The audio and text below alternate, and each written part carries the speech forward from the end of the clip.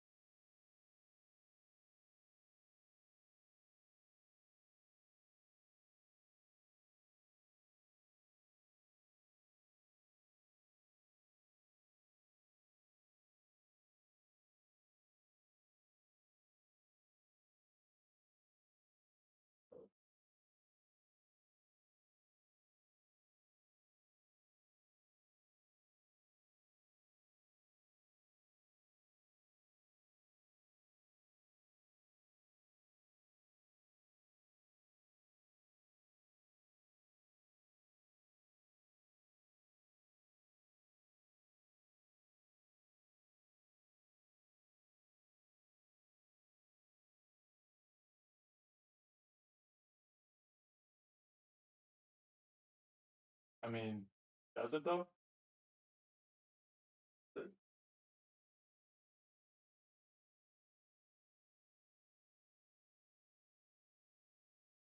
Does it? No, why not? There, I guess there. No. Yeah, I think this is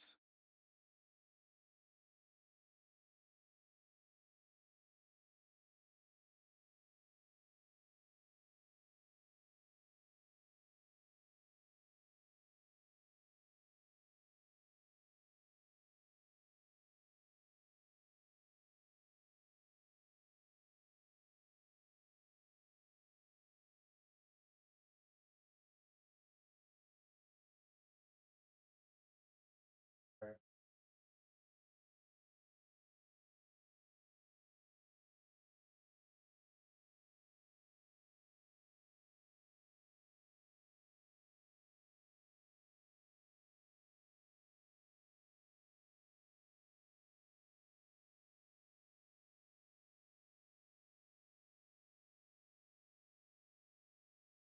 Okay. All right, guys. What's up? Good morning, everybody. I'm gonna let this one ride up. I'm gonna let this one rock. I'm gonna let it rock. Y'all got. I mean, I was in this since the pre-market. Uh, Not gonna lie, this move right here, it did caught me by surprise. I actually just put this one on and I went to sleep. Now let's actually talk about last night's price action. It was so bearish. Yeah, or let me rephrase that. It felt so bearish. It felt like the bulls weren't able to get anything going. But these are the things that I noticed, and these are the things that I talked about last night. If it's not going down, then it's going up. We gotta pay attention to how many times the bears tried to sell price down. Look how many times the bears tried to sell price down. One, two, three, four, five, six, seven, 8 tries, 8 unsuccessful attempts to break this range right here. 8 unsuccessful attempts to break that range. And I just knew that if price got back into this range, either it was going to hold and we would have saw this short squeeze to the upside, or I was going to get stopped out because the move down was going to be a massive move because the same way that the bulls or the bears was building up buy stop liquidity, the bears was building up sell stop liquidity underneath this range. But because I know that the bulls has more influence over this market this year, I just trusted the bear or I trusted the bulls and I just took it long. And I was able to profit from this move. Now, these 3 contracts that I have on, these are runners. I want them to get hit, obviously, but I'm not going to adjust these at all. And I'm not going to necessarily manage this position. I'm just going to let it ride out. I'm going to let it ride out. because I think that in order to get these targets hit, it's going to be a lot of foolishness. It's going to be a lot of foolishness.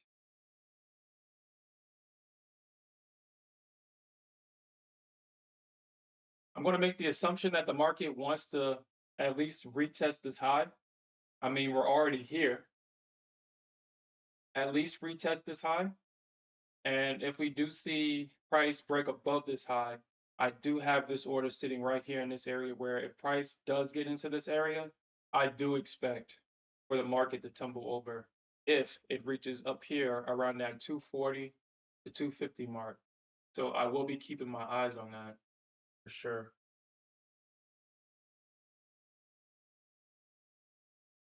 I believe we got Powell on Thursday. We have a lot of activity happening on Thursday. We have a lot of activity happening on Thursday.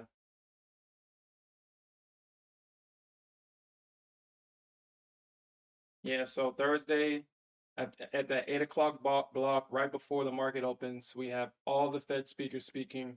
Obviously, it's Powell is the one that everybody cares about. And then right after Powell speaks, we have more Fed speakers speaking on Thursday. It looks like Thursday is just a day full of Fed speakers. So Thursday is definitely going to be interesting. We got durable goods, initial jobless claims, the usual Thursday stuff. Um, I do I do see some people talking about Wednesday. I don't there's nothing happening on Wednesday unless Wednesday is going to be the preparation for Thursday, and that's what people were talking about. But um, obviously Thursday is going to be the focus on everybody's radar this week. So all right. So that's all we got for right now. That's what we got. But yeah, last night was definitely I've never seen, well, let me rephrase that. It's interesting to see price defy chart gravity. It's so interesting because there were times last night where the market was literally floating in midair. It like price was not moving. Price was moving like maybe one or two ticks back and forth. And then like obviously around that 8 o'clock mark, the bears were finally able to make this move down. And this was a slow, painful grind down because I sat there and I watched it waiting for my entry. And I didn't think I was going to get it. But once I saw that the Bears got trapped underneath this range, because it was the Bears got really aggressive right here underneath this range. They started to sell, and then I saw that snap back up, and I was like, yeah, I'm going to bed. I'm going to bed. That snap tells me that the Bears failed, and that now all that buy stops that they had built above these highs, that they had built above these highs, was going to be enough fuel to get at least a retest of 165. And I was able to pass a second. Uh, I was able to pass a second. Uh, this swing account, 100% in this account. This is why I love this account. Uh, Literally 100%.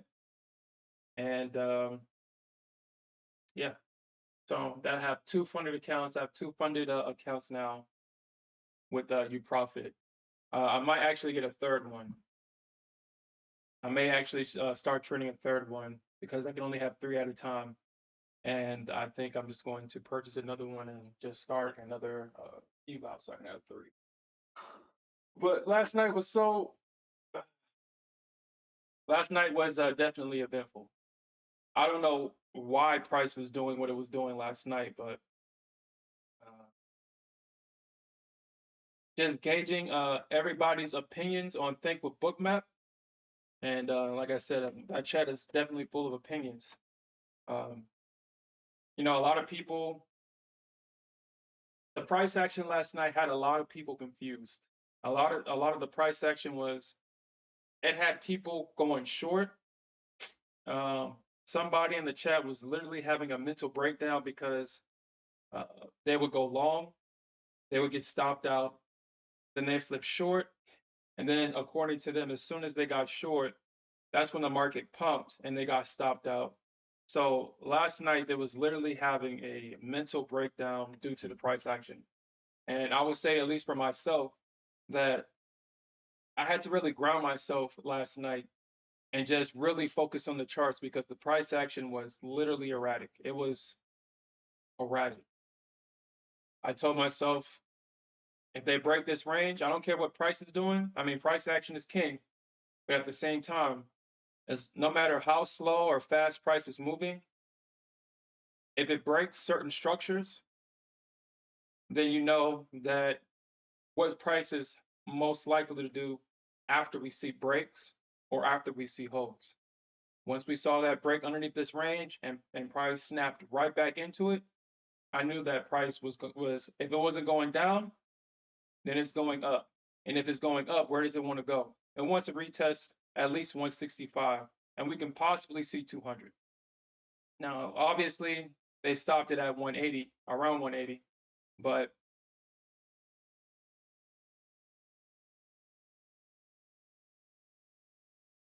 we'll see what happens later on in the day.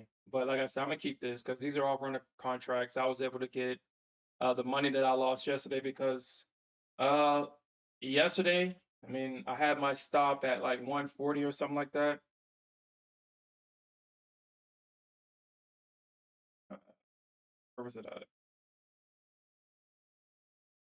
Yeah, I think I got stopped out towards the end of the day. I got stopped out towards the end of the day after surviving the initial because it almost stopped me out here. It obviously came back and it stopped me out right here because I thought that we was going to at least get a test of 165 yesterday, but we didn't see that. So unfortunately, I got stopped out of this position. I took what I think I was down altogether $800, and as you can see with my P&L, one good trade got me back, and I'm positive now. And that's what's so important about uh, that strategy that I'm using now. It gives me a statistical edge. Yes, I have 50 points of risk, but look at how much. Look at my targets. I'm shooting for 100 points in with my targets. The Nasdaq can definitely do that every day. She does at least 100 points every day. At least 100 points. And this one trade got me back. So um, I can take two losses. And all I need is one win to bring me back to break even, and I can keep going that way, which that ensures that my win percentage is always going to be more than my losses, or at least all my wins will always take out my losses if I follow my plan. Once I deviate from my plan and I start doing things outside of my plan, that's when I'll get in trouble. Like what happened last Friday when I deviated from the plan. I scaled in where I shouldn't have scaled in at. And unfortunately for me, at least in that instance, the price didn't bounce and it kept on dropping. And I lost more money than I expected to lose.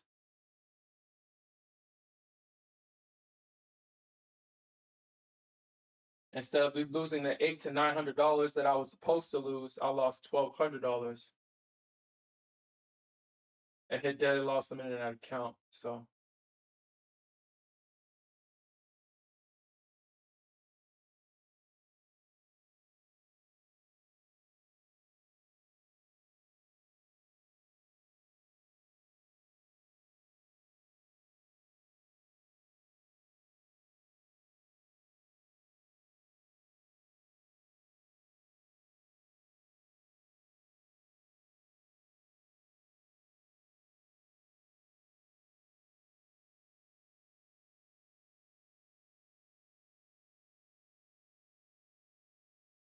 but now I guess we will see what happens with the Bulls.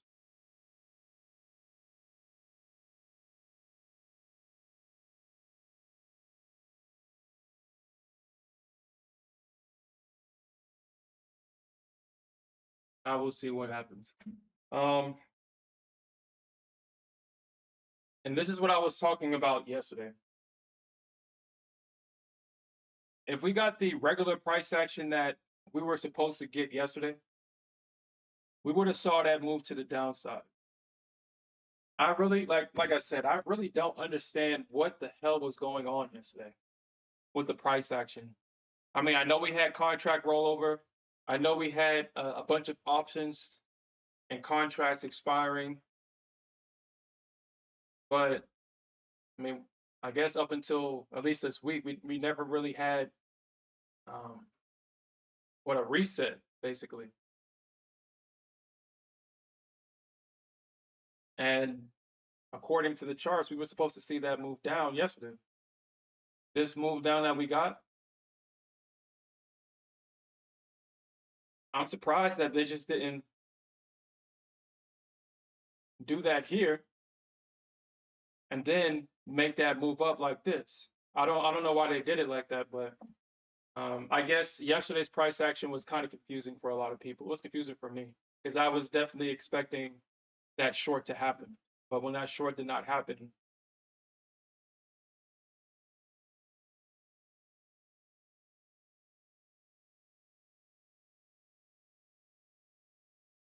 then it happened in the pre-market.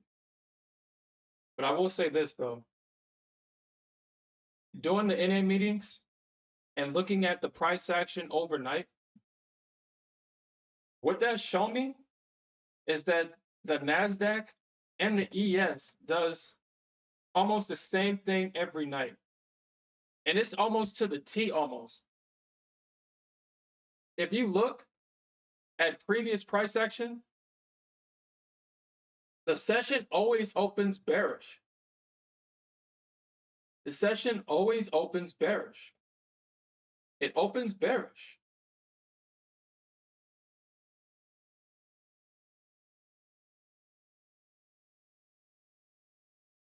And the market has just been constantly doing that over and over and over again.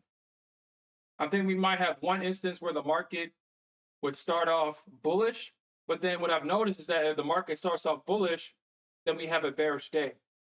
You see, it's like it starts off bullish and then it's bearish. But obviously, it obviously recovered in this situation. It starts off bullish, then it's bearish. This one was kind of in a range, and then it went bearish, and then it went bullish. And I've noticed that as a trend. So I'm actually going to probably start collecting this data in a spreadsheet and actually trying to capture the times and how much points and how the market opens every day and how it ends, because it's a bunch of repeating patterns: bearish, bull move, bearish, bull move, bearish, bull move, bearish, bull move. So it always starts off bearish and then it goes bullish, super bullish, bearish, super bullish. When it's bullish, it's bearish. When it starts off bearish, it's super bullish. So I mean, I've noticed that pattern a lot. And last night was no exception. We started off super bearish, and then we got this bullish move. And then here, right here, the bulls obviously gave that up, but this is a two-legged pullback into support. So we're gonna have to see about this one. And this is basically what Price did last night. This is what Price did last night for a very long time, was sit here and float in midair and not move at all. It's like the market participants are, it's like the bulls, it's like it's too high to buy, but at the same time, the sellers aren't being successful at all. The only time we see the bears being successful is when the bulls take their profits.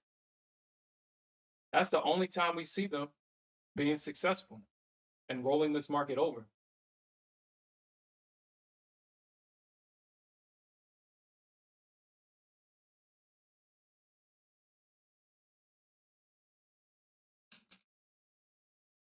So In this week's Parsha, we have two narratives.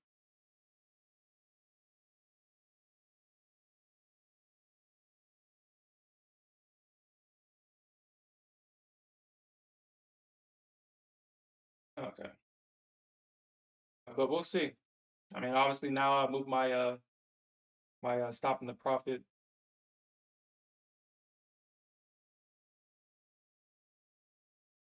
We'll just see what happens here. And look at ES and see.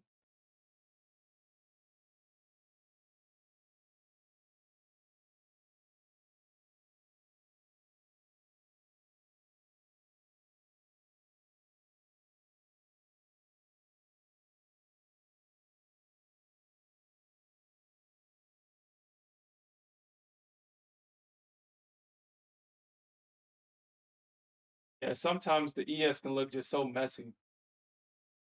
ES can definitely look messy at times because yeah, this is nasty price action on the ES. This is nasty. So I guess as long as the ES doesn't really pass, as long as the ES doesn't really, because I think they're gonna probably trade past this low, or maybe they might find support here. I guess as long as the ES doesn't trade past 763 and they break through it and they use this level as resistance to trade down, then even though right now that the bears are or the bulls are taking the profits and the bears are now making an attempt to knock this thing down, this is the structure is still bullish until it's not. Obviously, it's bullish until it's not. Now we can make the argument that it is making lower highs and that technically this would be a lower low, obviously, technically.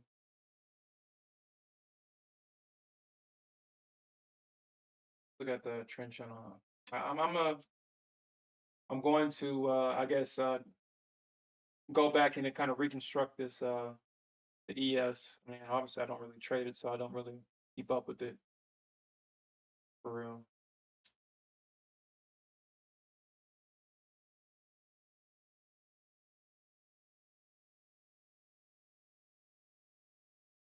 Nasdaq is the only girl for me for real. I really don't see why people have a hard time trading gold. I mean, I feel like gold is like the easiest thing to trade too. I guess it's not hard to trade gold in my opinion. And yet I see people, saying that gold is just as toxic as the NQ. I mean, when you look at a gold chart, she trades just like the ES. So I mean, I don't know what people are talking about her being toxic because what makes the Nasdaq toxic.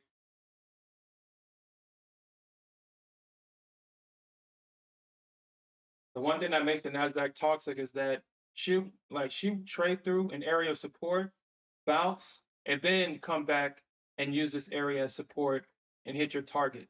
The ES doesn't do that. Let's actually look at a gold chart because gold doesn't really do anything that people, well, at least I don't see it.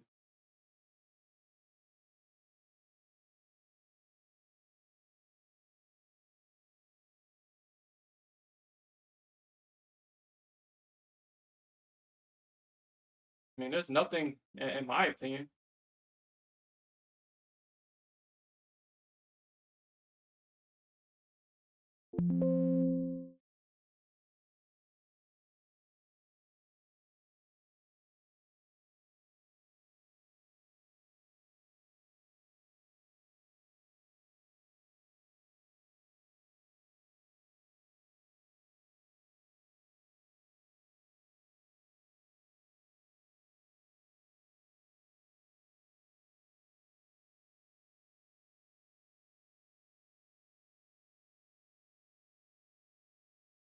I mean, look at that. All I just drew is one range. Look how gold rotates around the ranges. Gold is not hard. She trades just like the ES, exactly like the ES. Got a consolidation. We got a break. They bought the retest. They rejected it off the 21 EMA. They got a break below this range. They came back and retested and sold the retest. They created a double bottom. And now they retested the high. So, I mean, it's, I guess I just don't find this challenging. The only thing with the ES and gold is that it just moves slow like this. I mean, the only, like, you really have to rely on, because You really would have to rely on buy and sell stops to get these short squeezes higher. And that's what everybody's relying on when you trade gold and stuff. I mean, if you chase gold the same way, like if you chase the ES, you're not going to be successful. You can't chase these instruments. You can chase the Nasdaq and get away with it, but you're not going to chase gold and the ES and get away with it. But I think you can kind of get away with it with gold because I mean, gold moves, but at the same time, it's only like $10 per tick, $10 a cent per cent. So it's like, I mean, you chase her, you might get a big part of this move, but unless you got like a heavy size, these moves are not really significant. You're not really making any money on it for real.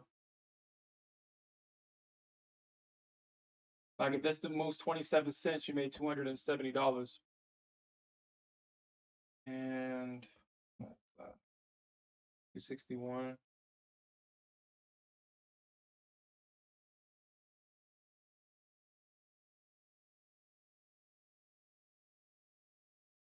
I mean, this right here is what like a $5 move. So this $5 move is $500.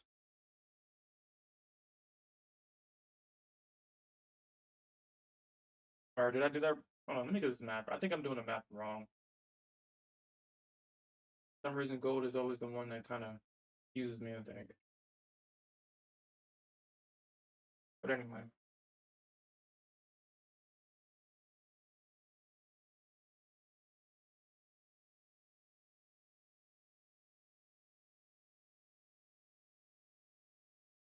that futures calculator.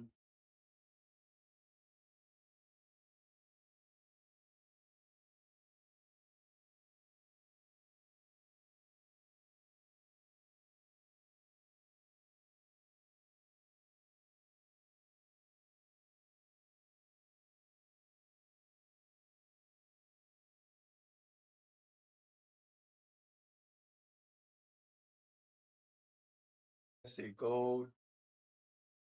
All right, so let me do this real quick. I really want to see how much. So if you caught this move at the bottom, entry price 26.56, 26.56, and you sold here at the top at 26.61. A number of contracts, one. Yeah, so that move right there was only like a $500 move or $500 in profit. Because I think on stream I caught like a 30-point move on gold, I think. It was like a 30-point move on gold and uh how much did I make on that? I think I was up I think it was up like 7K, I think. If I remember correctly, I was up 7K on gold and I think I had 3 or 4 contracts or something like that. Let me see. I think it was like 30 points.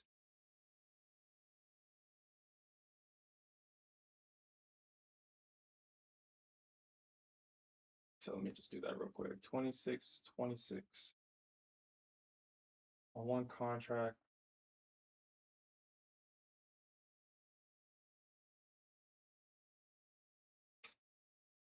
Yeah, I think it was like 7. Yeah, so anyway, so this is a 30-point move on one contract, and that's a $3,000 move. And you caught 30 points on gold. I think that's what kind of just turned me off about trading gold. You're not gonna catch 30 points intraday on with these prop firms with gold. You're not gonna do it. It's just well, it's not impossible. You would definitely need a swing account to trade gold to catch 30 points because you would have to catch the exact bottom and the exact top to get 30 points. And I'm not saying that it's not possible, but it's definitely not repeatable. Yeah, I'm in long two now. I'm in long two gain weight.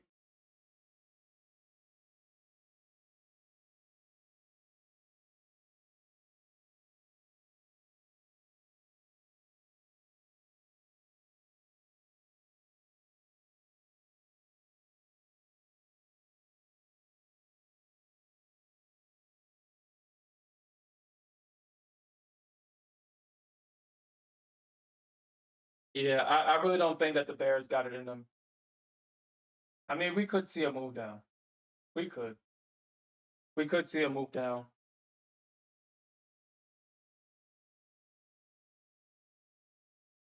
But I don't think the Bears got it in them.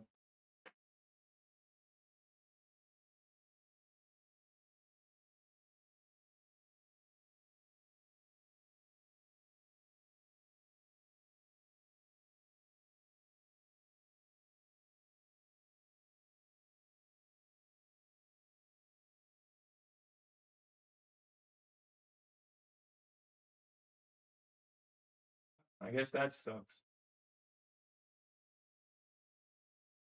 That sucks.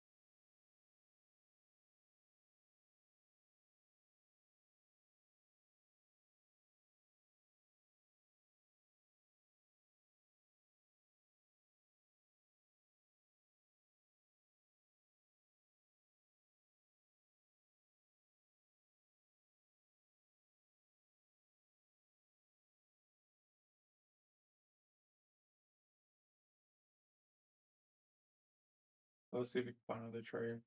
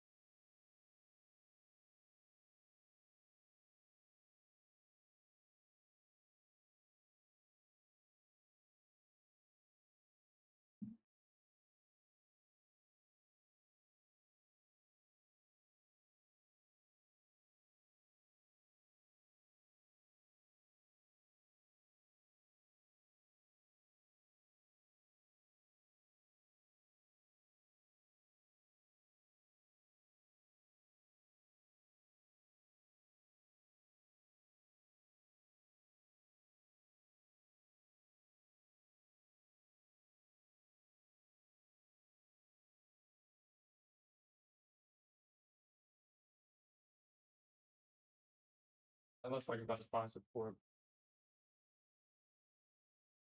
Nice.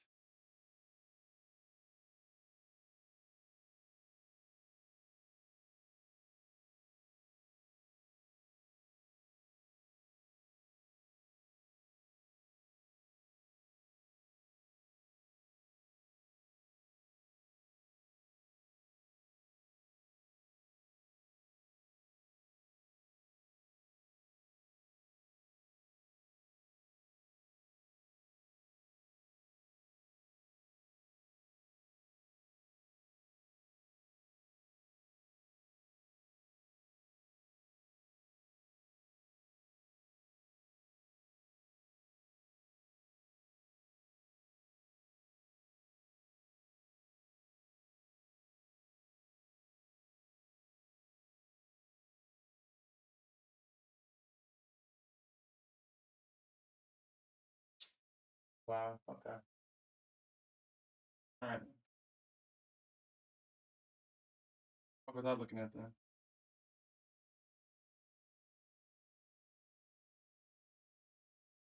I was looking at.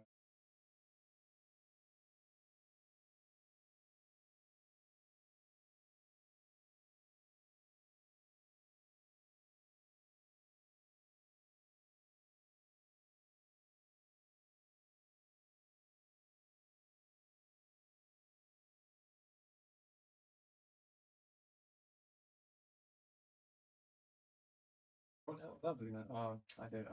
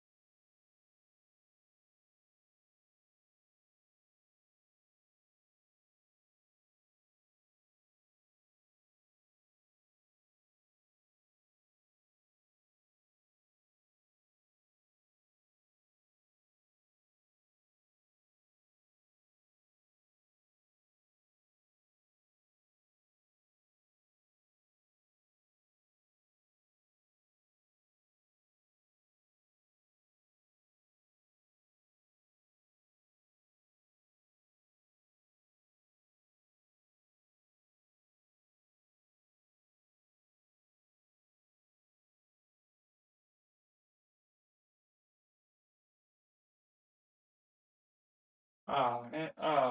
Man. Okay.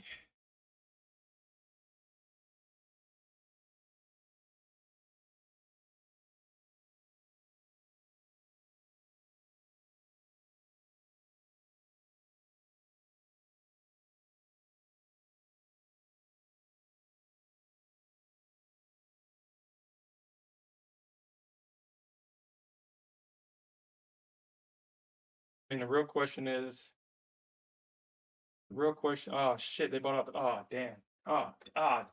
Damn it. Damn it. Damn it. Damn it. Damn it. Damn it.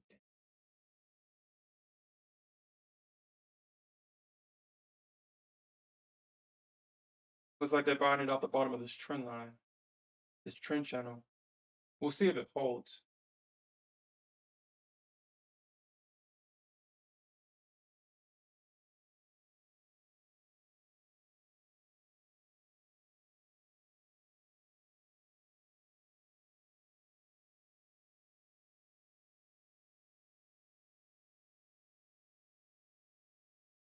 Technically, already bounced off of it. Technically.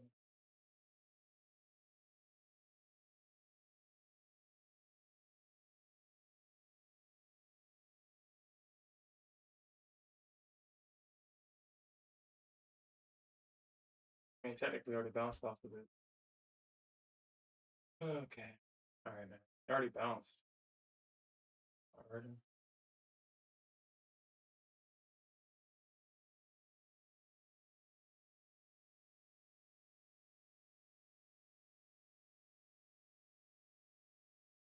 Yeah.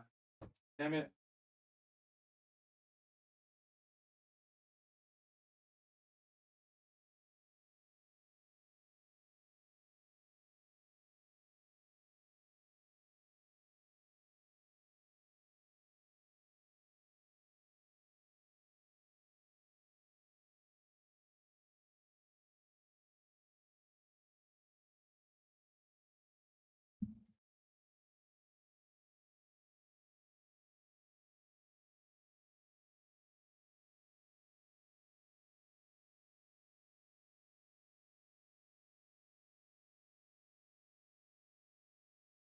Yeah, I'm gonna probably start doing that too. Probably start doing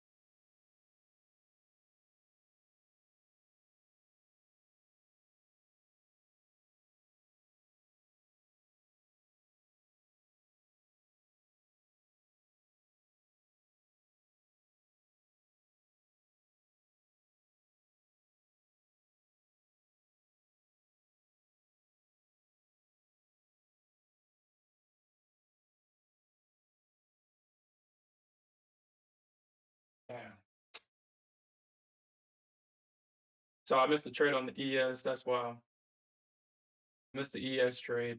I was looking at the ES chart. I was thinking about going long exactly around that 557, 555 area, but it kind of happened too fast, so I wasn't able to get it. Unfortunately, I wasn't able to get this one.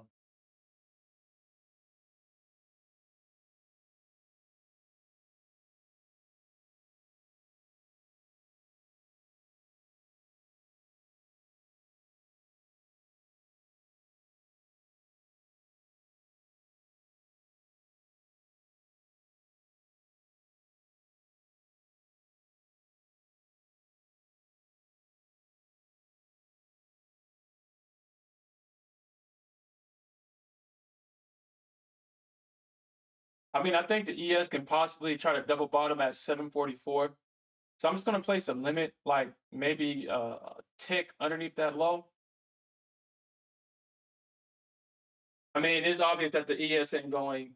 It may not. We may see a rejection. All right, let me just actually just pull up the chart. So I was looking at this area to go long on the. That's a Nasdaq. So I was looking at this area to go long right here. Uh, I missed it. It just happened too fast. It just happened too fast. I don't think that we'll probably see a rejection around maybe 774, possibly. Um, and we can possibly see a double bottom here at 745, a bounce to possibly retest this area right here. So I'm just going to place a limit right here, and we'll see what happens. I'm just going to place one right there, see what happens.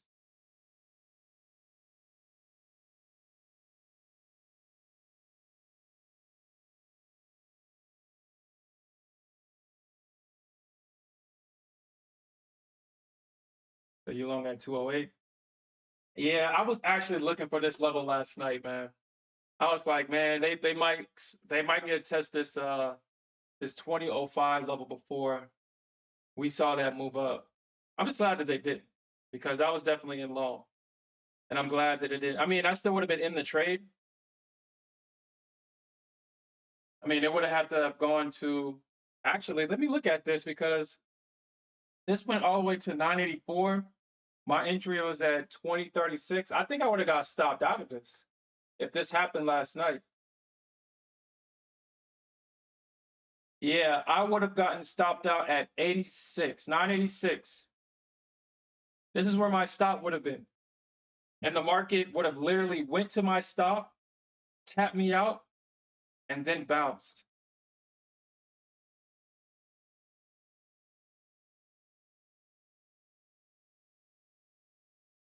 Maybe I need to add four more extra points to it just in case. But I mean, 50 points is a lot. I mean, if I need 50 points, that's kind of a lot.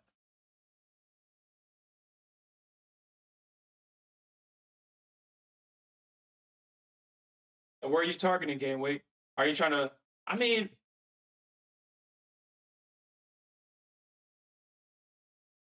yo, if they don't hold this trend line, if they don't hold it, and we get a break underneath it, I mean, shit, this can free fall. Obviously, we have no support. We literally have no support. And I think that's what the Bears are trying to do. They're trying to break this trend channel, use it as resistance. We have no support going down.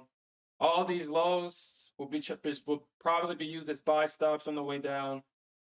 I mean, we can could we see 739? Could we? That's if the Bulls fail to hold this. If the Bulls fail to hold this, then we have to kind of look for downside targets and see where the Bears could possibly take this because we already know that there's nothing but buy or sell stops underneath these lows, and price would definitely run it. So we'll see.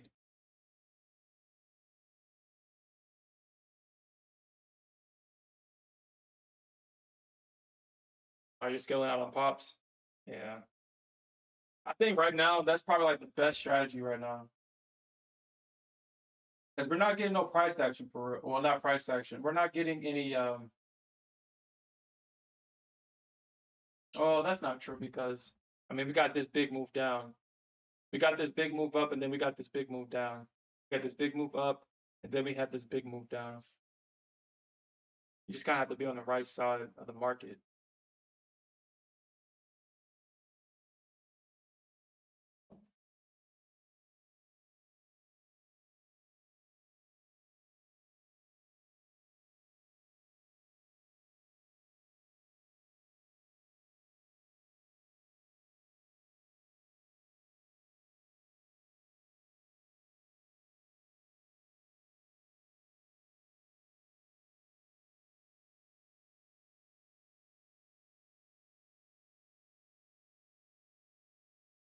Right, so let's see if they.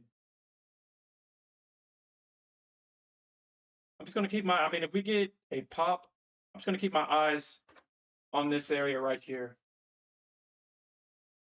I'm gonna keep my eyes on this area right here. You can see that we got that break of structure right here. We got this move down, so obviously there's gonna be bears right here trying to sell the retest. Obviously, if price does pop up back into this area, if we see that, because the bears can definitely try to keep knocking this damn thing down.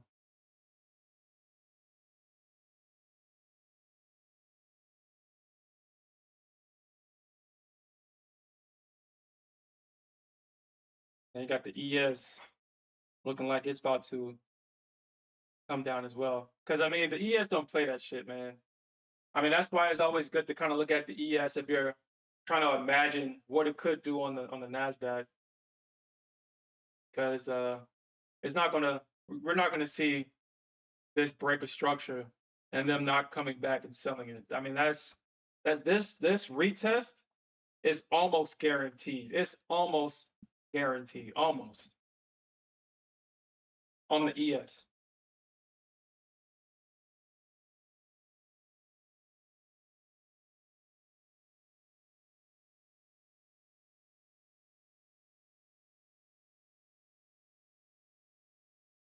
So I'm thinking that, yeah, I'm thinking that they're gonna possibly try to come in somewhere around this area and try to double bottom it.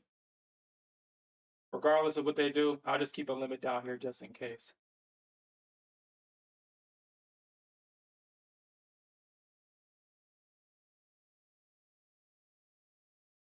And depending on the selling pressure, we'll see what happens.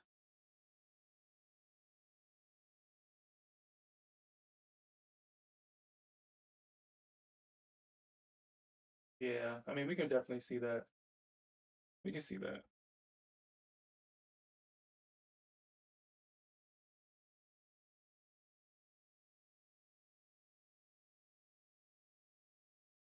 Okay.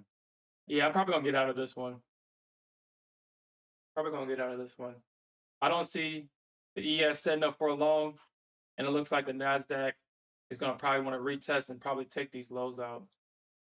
So we'll see.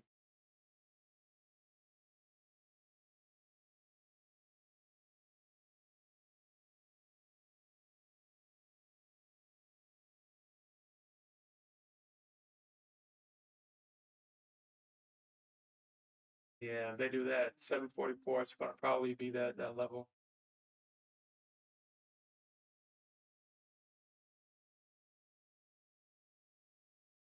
So if it gives me an opportunity to kind of break even, I'll break even for sure. If it gives me that opportunity.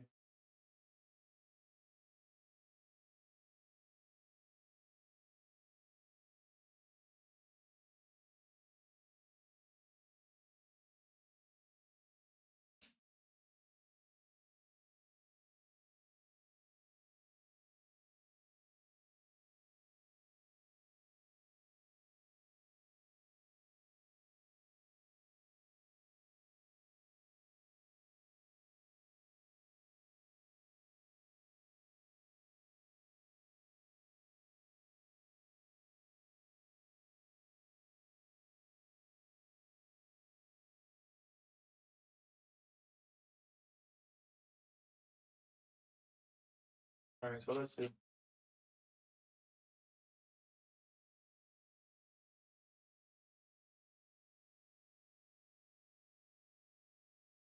Come on, MQ. Stop playing with my break even. Stop playing with it. Oh wow. Okay. I better stop playing with the NQ. I better stop playing with her.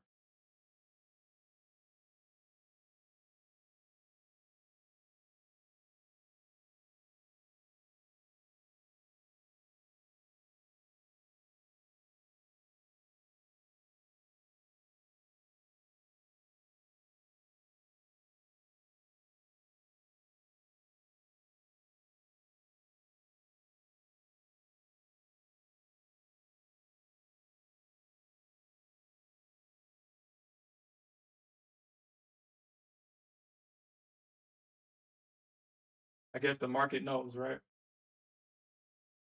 Market knows.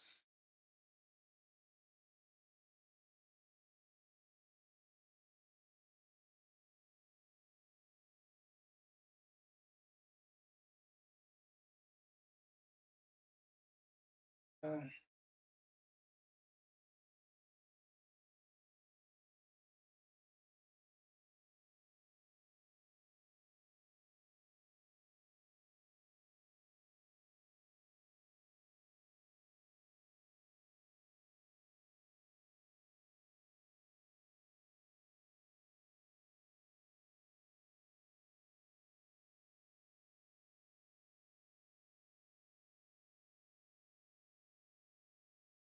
like, yeah, just stop playing. Like, what the hell are you playing for?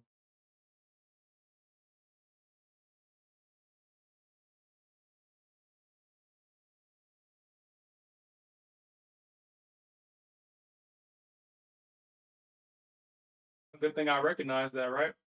That loss would have been so much worse. Good thing I recognized that. All right.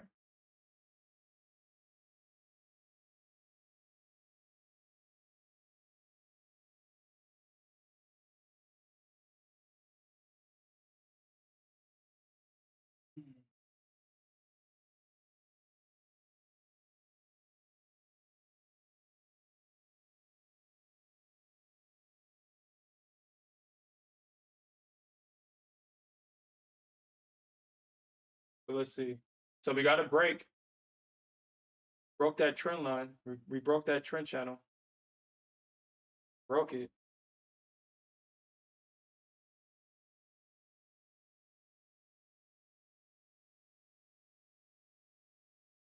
This is why looking at the ES is so important.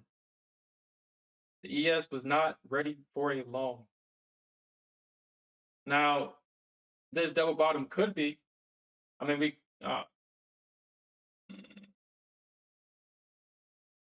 could see it move up now. We could see it on the ES. Now that we got this double bottom here. And the market, yeah, found support in this area. Yeah.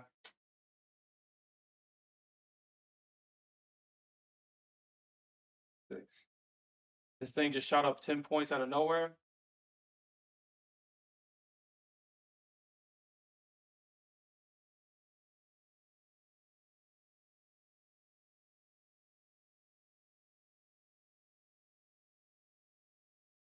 So you in at 985.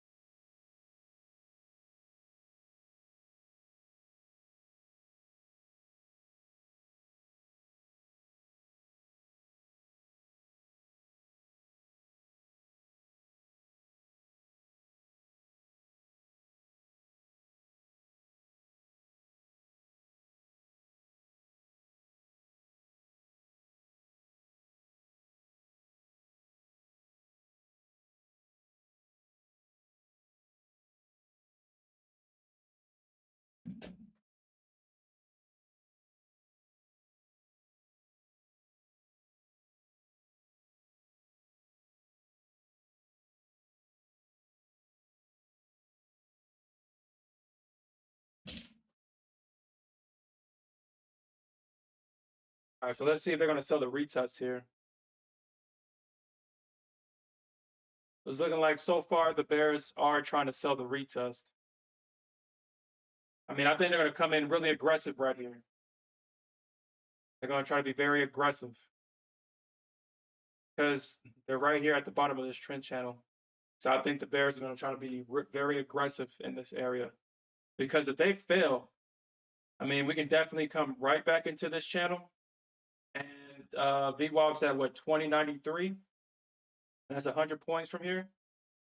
So I think the Bears are going to be very aggressive right here. At least they should be. If they not, well, yeah, everybody, yeah, I definitely agree. Everybody's going to be trying to short this for sure.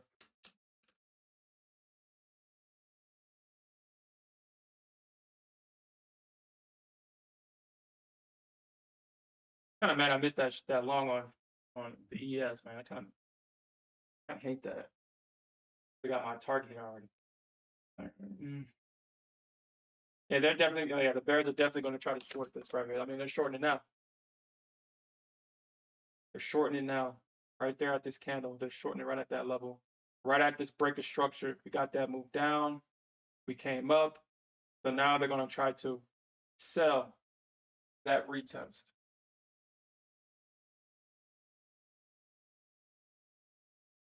The question is, are they going to be successful?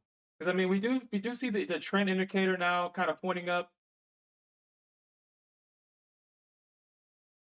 but I'm gonna probably wait for confirmation on this one. I kind of want to see them find support at above 205 or 2005, and I wouldn't mind seeing a break, a retest, and then getting in long for a possible move back up here. Because I mean, we kind of have to respect the Bears on this one. We have to respect the Bears. I mean, they double topped here at 165. We got a higher low, higher low, and you see the Bulls exhausted themselves. And this is a good example of an exhaustion pattern right here. You can see that the Bulls exhausted themselves here.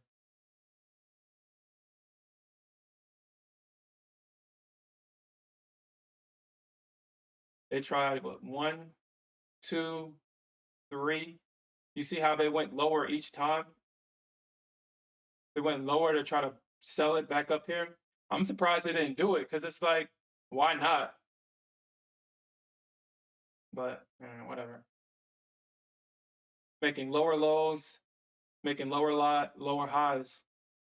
And obviously at the time, I mean, it's hindsight, obviously, but you can see them getting exhausted and all their buy stops or their sell stops being used to sell this market down. And now that the Bears have the momentum, we have to respect them. We have to respect the Bears now. Because I think the Bulls I guess they got their profit target. I mean, I guess that's where they wanted to go. I mean, obviously they wanted to double top 165. I was expecting them to touch 200. I'm surprised they didn't get 200. I mean, they were so close. Why not? Why not get it? It's like sometimes the market can kind of just be kind of like it doesn't make sense sometimes. Like if the market objective, obviously the market objective was to take out this high, obviously, because you see the stop run and then you see the sell. But then them buying it back up, why not take out 200? Why not? You're so close to it. Now I know the 245 was a stretch. I knew that was a stretch. I mean, I know that I mean, if price got here, I was going to short this. I was going to take my profit and I was shorting. But that 200 one, it didn't even get to like to 90. It didn't even get close to it. So that would kind of surprise me about that.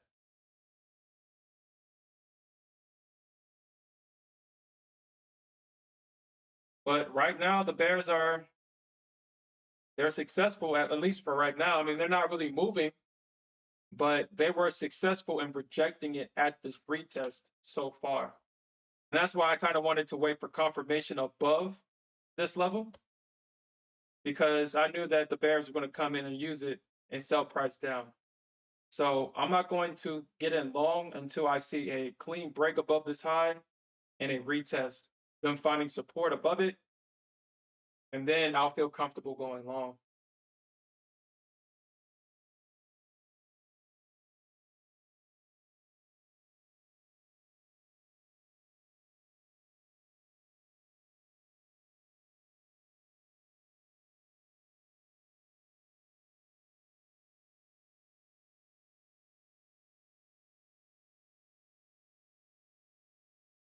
That's already 5 points in the ES.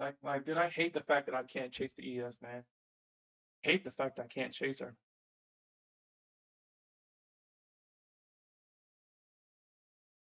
And every point matters on the ES, man. Every point matters. You can't just chase the ES.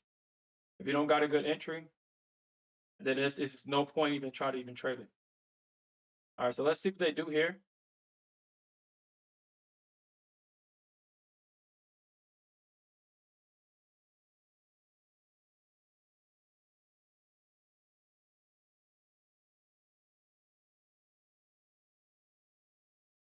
You shorting this game weight?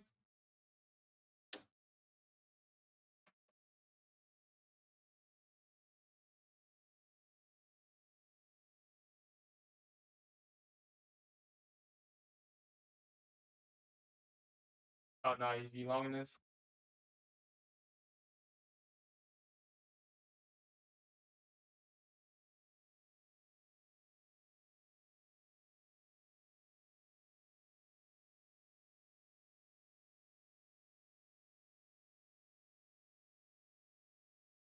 So that would be greed. Hey, greed is the biggest motivation in life, man. It's dangerous, but it's definitely motivating. It's definitely motivating. Okay.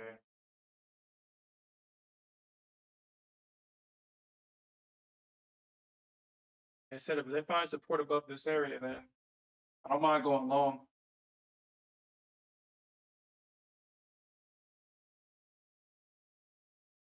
Man, that's so dangerous on the ES, man. Like I said, I'm looking at this ES chart, and man, that looks like a long. That looks like a setup to go long. That looks like a setup to. Hold on, what the hell?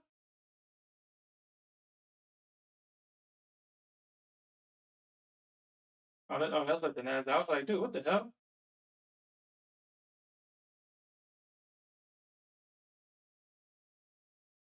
I was like, I know I saw that double bottom all the way down here, and so this is probably where the market wants to go and tap into, at least on the ES. I mean, I guess it could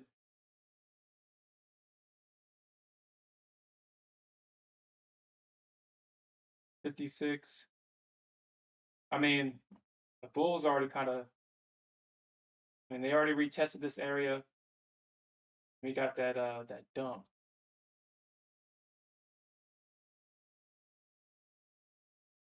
Yeah, I think we're gonna probably see. Like I said, I'm thinking that the market at least wants to get down here because there's no money up here anymore. The money, at least on the ES, the money's already been made up here. I don't think that they're gonna allow price to really pop because I guess it really wouldn't make any sense. I guess they could find support here if we see that pop. I mean, we're definitely going to see them rejected at the VWAP in the 200. We're definitely going to see that.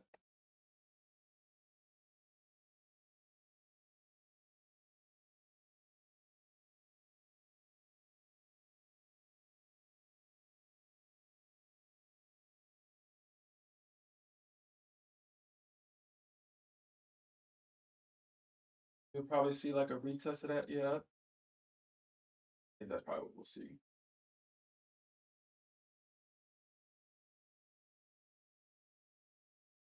Yeah, the bulls are going to get trapped here.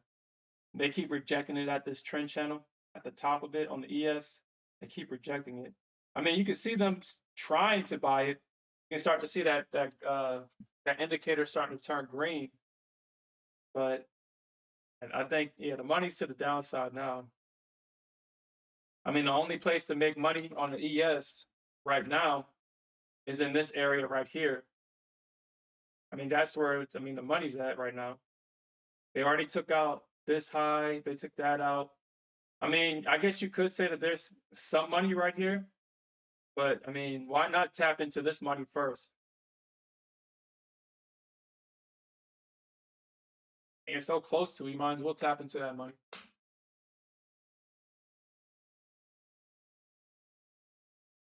Said bots don't think the story you're telling. Hey,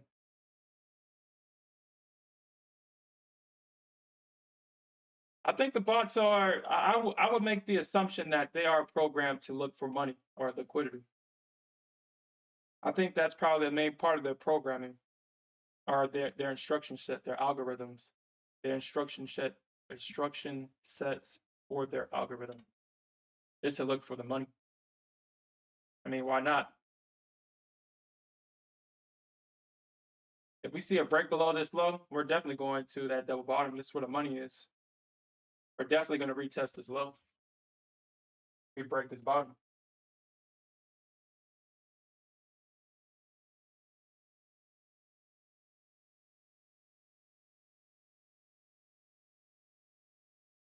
So boss look for easy stops. I mean, I'm not disagreeing with you at all. I'm obviously that's obvious. Hmm.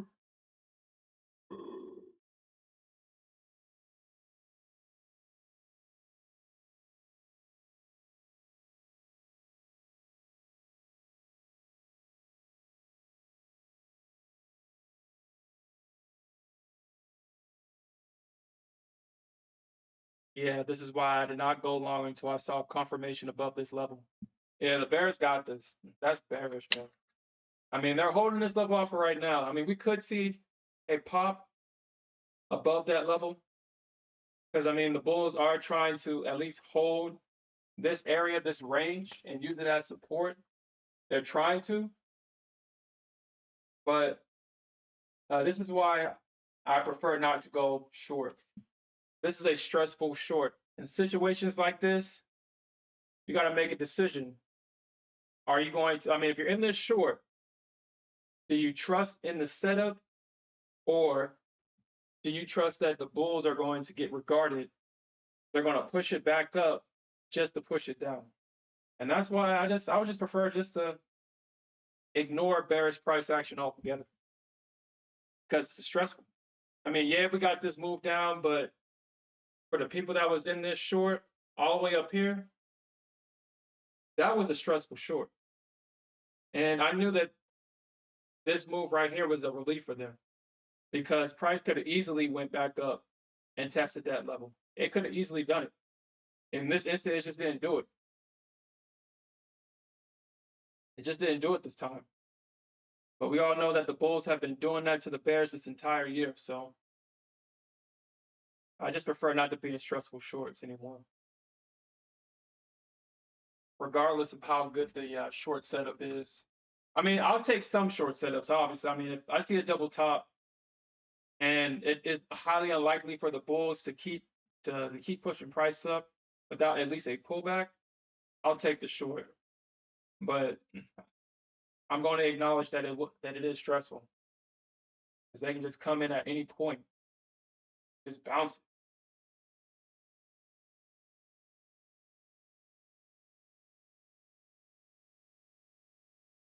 Man, so we got this low at 860, 925. Let's look at that. 925. Yeah, they're gonna probably run that. They're running this low. Yeah, they're gonna run that. They're running that. So eight. So like what? Probably like 900. I'm thinking that they're gonna probably protect this low at least for now at 860. So we can possibly see like a bounce around like 900 possibly. Let's look at this. All right, so the golden zone is around here at 925.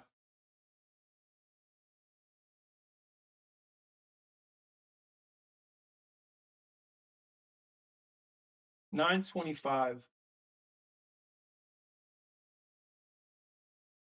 They're gonna probably, yeah, 925. Because I mean, this is that move from last Friday, and this is where they missed me by like literally a couple of points, and I got stopped out of this move. Like I said, that kind of pissed me off.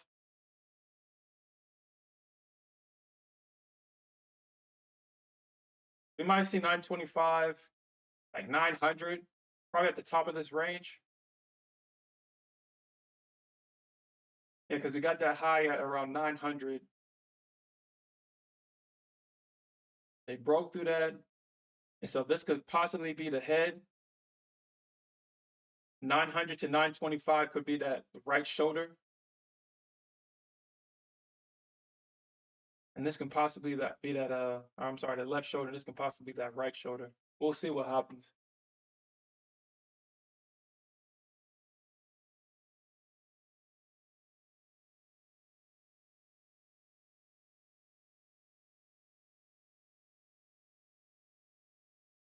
See what happens.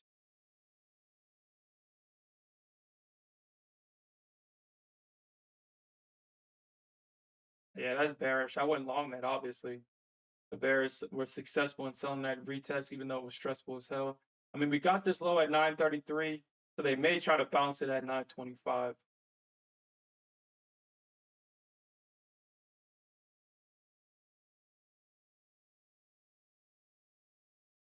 So they're trying to buy the double bottom here at 955, though.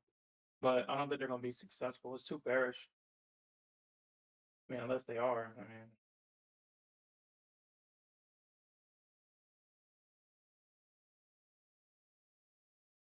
nah. Like I said, Gangway, I'm gonna respect the Bears, man. I'm gonna respect them, but I'm just gonna acknowledge that they suck and that they're weak. But I'm going to acknowledge them. Yeah, that looks like a long on the ES. That looks like a long. Man, that looks like a long on the ES. That looks like a long.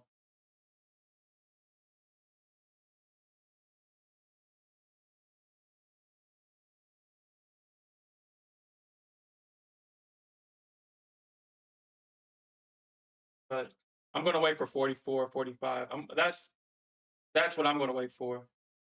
Now, if they move price all the way back up into this area, then I'll just cut that position because obviously they're still got business in this area and they're just going to keep price trading within this range.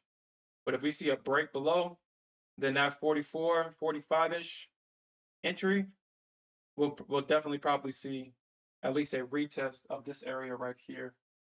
So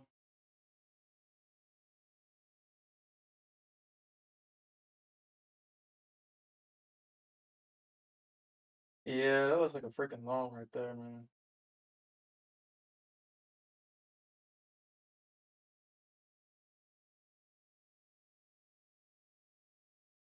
But we still got the 200 and VWAP right here at 71.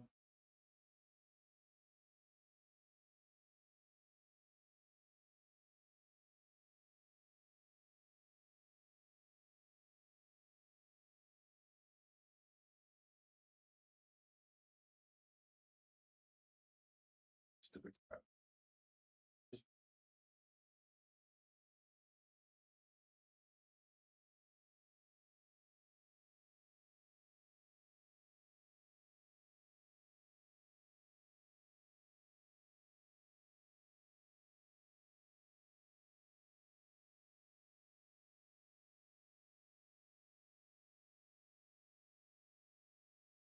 Yeah, that looks like a long. Okay.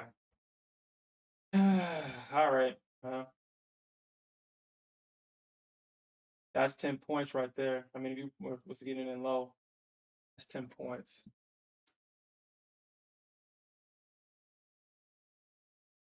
All right. So we're right back at this area right here. And this is what I'm talking about, man. This is exactly what I'm talking about. You gotta respect the Bears, but they're just so freaking weak. The Bears are weak, man. Just imagine you was short here and that just gave that crap right back up.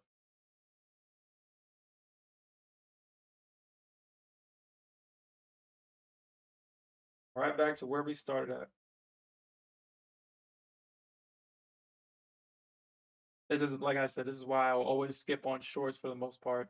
I mean, I wouldn't take a short this low, but yeah, these Bears just suck, man. They suck. To stay out the paint, hey. But if they find support here, oh, there, yeah, there it goes. There it goes.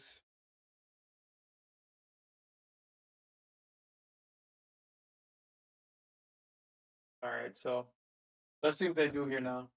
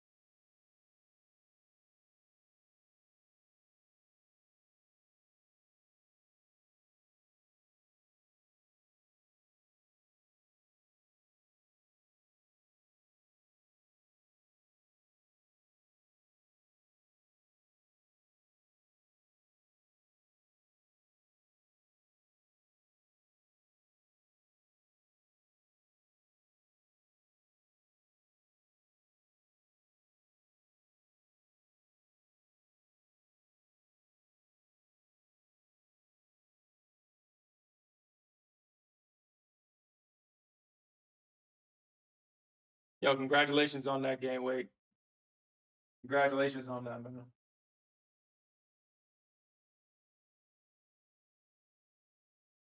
Yeah, yeah. Nasdaq Bears just have it so bad, man. Nasdaq Bears just have it so freaking bad. You got four runners.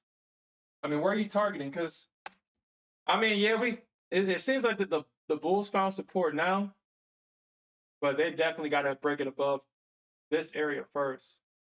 They would definitely have to break it above 2085.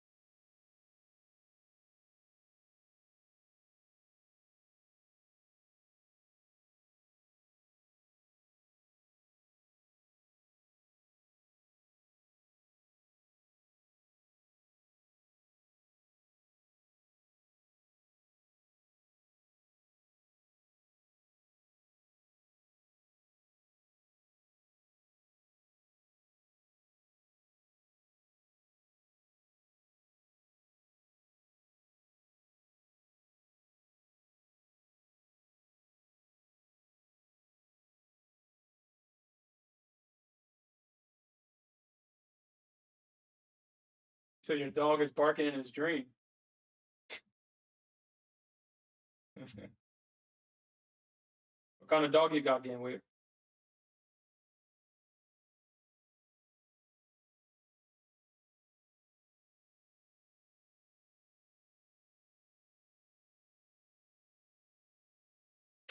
Oh, boy, I hate, man. I missed that long opportunity, man. I missed it on the ES and on the freaking Nasdaq.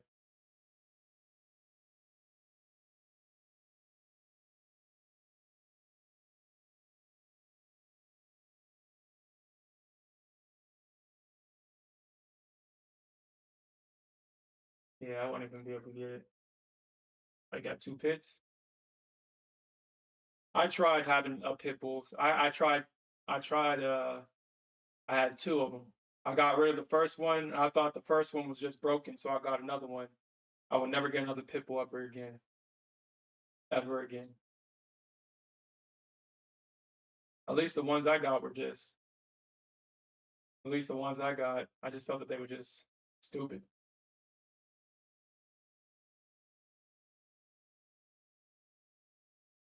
I got rid of them real quick. Take it out and allow them to use the bathroom, and then they would come back and turn around and use the bathroom right in the house anyway. So I was like, what the hell?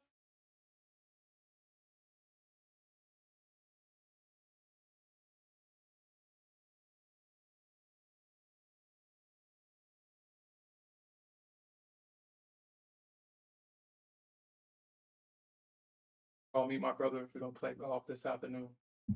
We're gonna play golf this afternoon and just talk about business. But I'm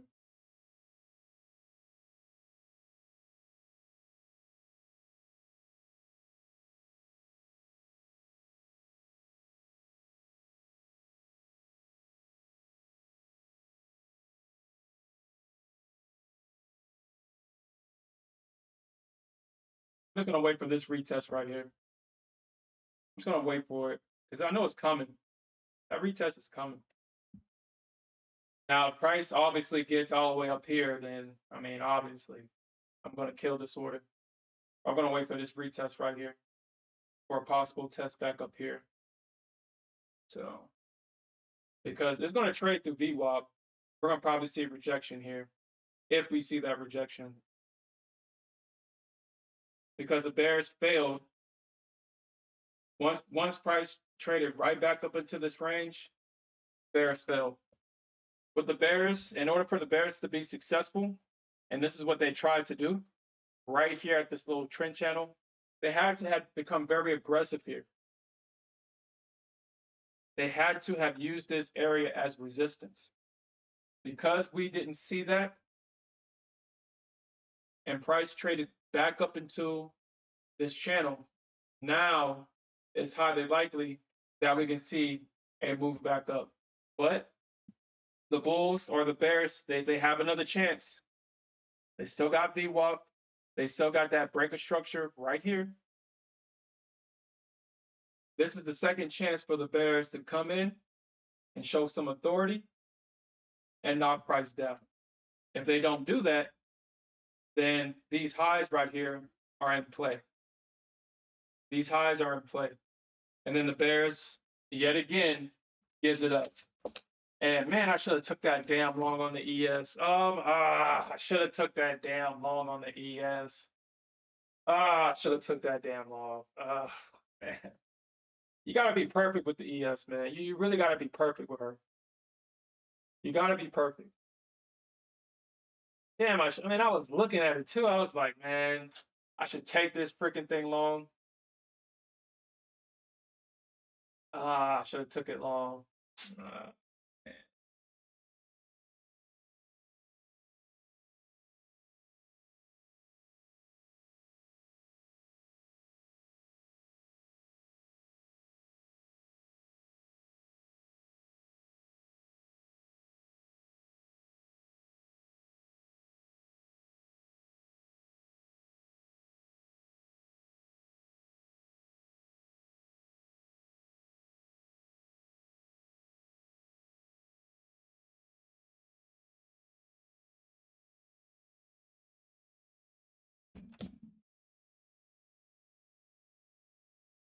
Damn, I should have took that damn thing long on the freaking ES. Damn. Well, Bears clap successfully.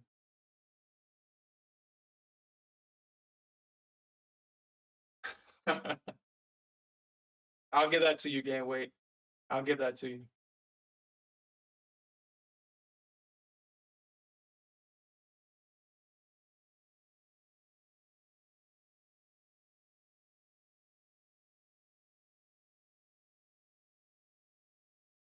I guess my bear heart wants the Bears to be successful here.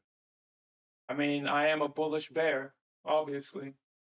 But when I see the Bears going, it's like, hey, I'm rooting for the home team, man. I want the Bears to be successful. I'm trying to be as neutral as possible.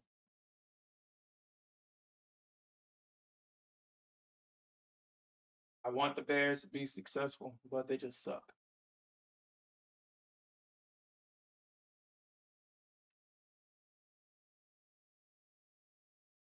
I guess, I mean, technically, I guess this is much of a pullback. Honestly, I didn't even see this kind of pullback right here. This must have happened really fast. This must have happened like really fast because I didn't even see this. I think, yeah, probably after the short squeeze happened, this happened, and then it just kept going up. But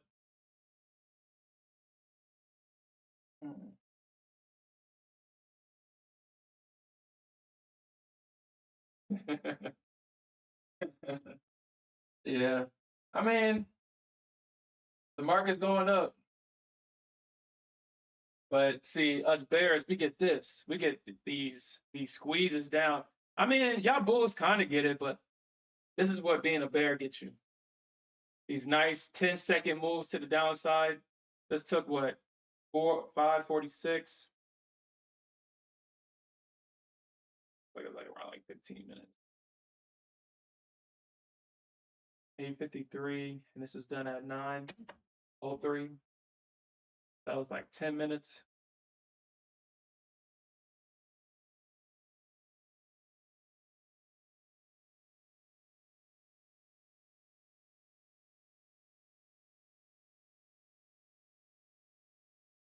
Seven left. So what's your ultimate target on this? Or are you shooting for ultimately?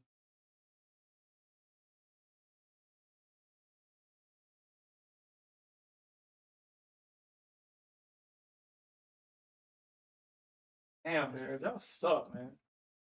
Damn, y'all fucking suck. Damn, y'all suck.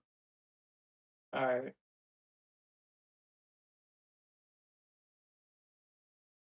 And I will say that this trend indicator does not lie. This trend indicator has definitely been. I'll get about an 80 to a 90% success. I mean, sometimes, obviously, I mean, I guess technically it was right here. We just didn't get no follow through. It's just that everybody got ran out of their position. But for the most part, this trend indicator is legit. It's legit.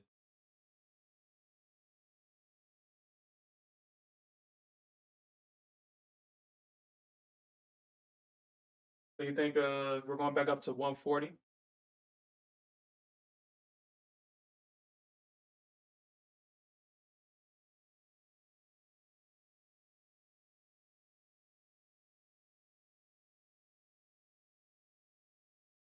Oh yeah, I did.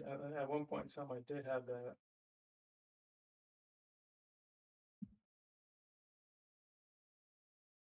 All right, so this is going to be the second test right here for the Bears right here. They need to knock price down here. Anything above that, we short squeezing all the way back up here. And then we can possibly get to 200. And then that 245 level, we can probably touch that. And then we'll probably see that's where the Bears come in.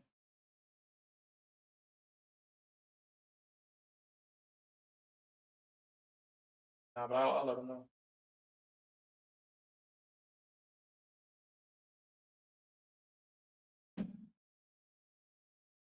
Glad that happened, played out that way because I didn't necessarily want to.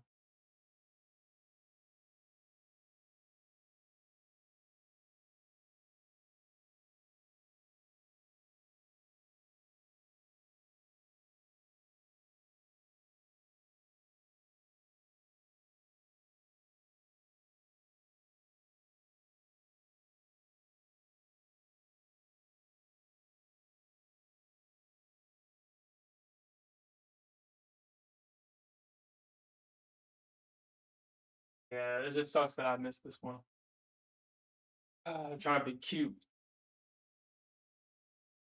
I missed this one trying to be cute. That sucks.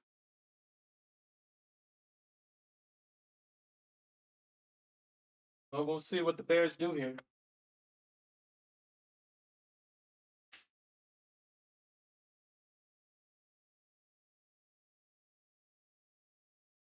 Damn, I missed that damn trade on the ES. Oh my God. Look at that move up. Damn, look at that move up, man. Look at that freaking move up.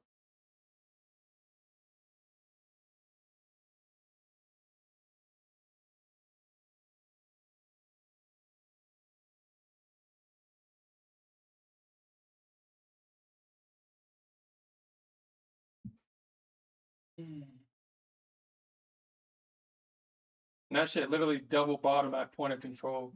Damn. Man, look at that on the ES. Obviously hindsight. Look at where it double bottom at. Oh well, well that's on my other chart. Well, why the hell is it not on this one? Bounced at 54. 53 was this low. Yeah, it bounced right here. Literally swept the liquidity underneath this low, and it just ran right back up into this range. Damn, 20 points, man. Ah, uh, damn, it's a good trade, man. And something was telling me just to get into it, but I was like, man, the way that these bears are going, they might just come down here, man. Damn.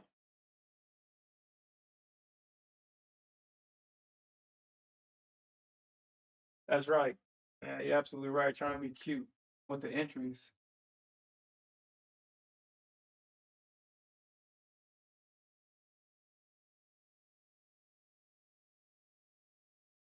Kind of going back over this. When I saw this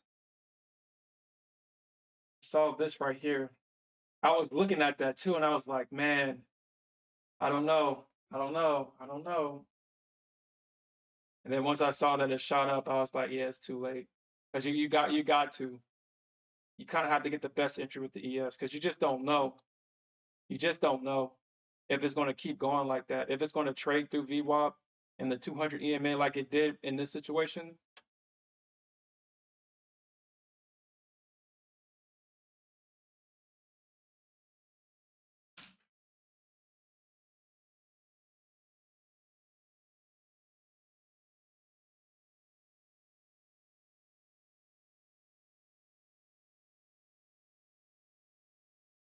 You're absolutely right about that, game wave.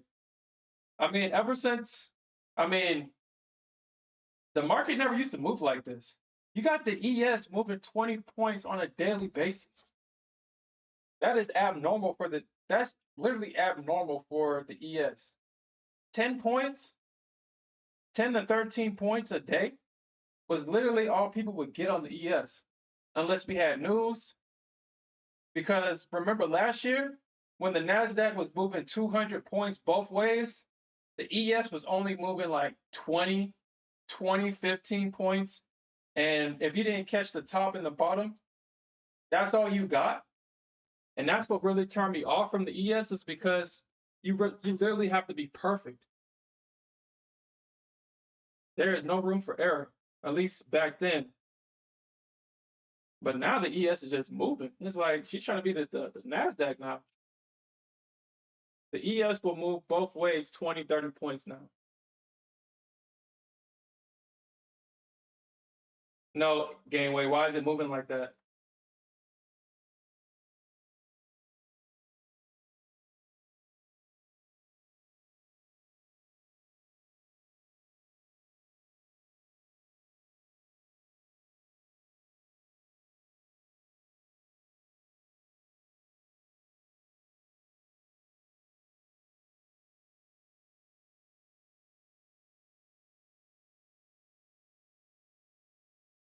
You said because traders can't trade in Q. Kind of elaborate on that. Are you because I mean I know that both of the instruments influence each other, but we're seeing a lot of uh that confluence now because like I said, last year the NQ would move 100 to 200 points by itself, and the ES would just struggle. We saw the ES trade in a whole what 10, 13 point range the entire day, while the Nasdaq is doing stuff like this.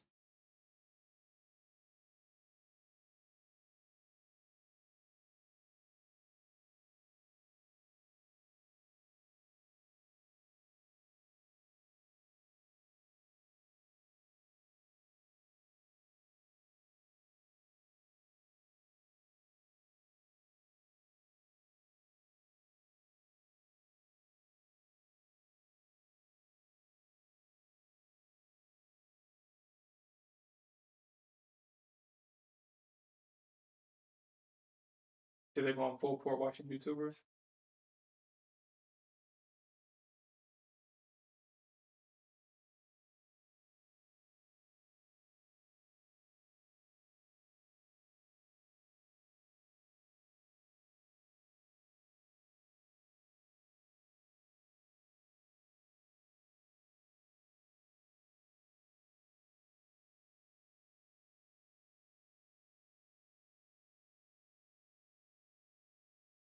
I'll probably just come back later on today and see if there's any opportunities.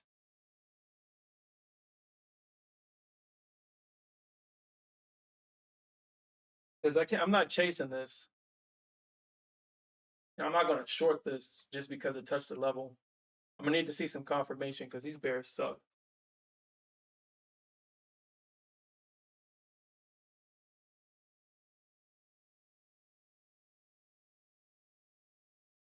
I mean, shit. If this goes down, if this goes down, then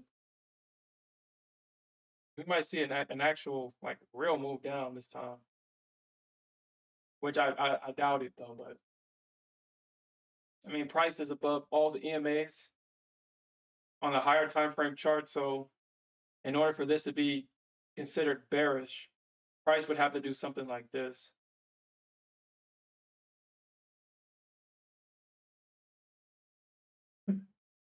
That 200 EMA is always coming in to save the day.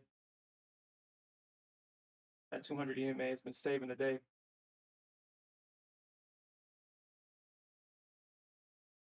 Yeah, you're right, game weight.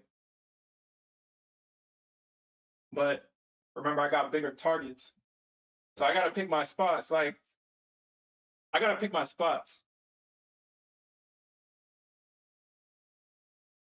I mean, this move right here, like what, 951, 951. So, I mean, I would have hit 100 points here. So if I caught the exact bottom, I mean, I would have got my first target hit right here. And this would probably be my second target. So if I caught the bottom, yeah, I would have got all my targets hit on that one. But if I got in right here, I think I still would have been in this trade, and my targets would be somewhere up in this area right here.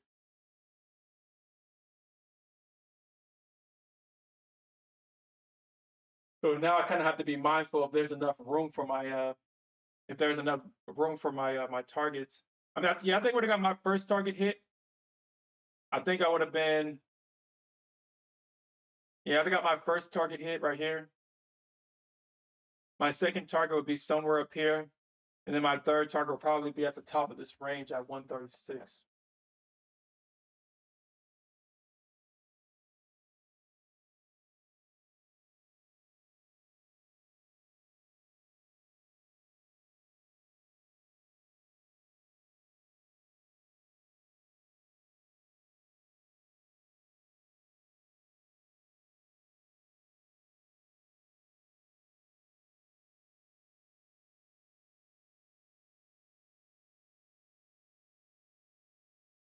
It looks like the market is thinking right here. Thinking, shall we say? The Bulls is like, so y'all want it now or do y'all want it later? Y'all want to take it now or do you want to take it later?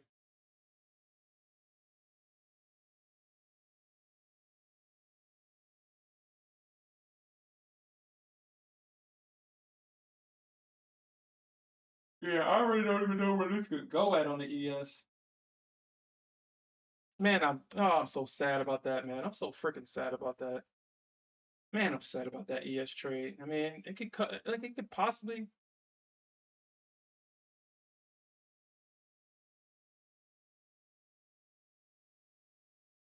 Yeah, I mean, I wouldn't expect nothing right here. Man, I'm so sad about that ES trade because I was looking right at it, man. Yeah, when I look over here, I'm just looking at an ES chart. This is an ES chart on this screen right here.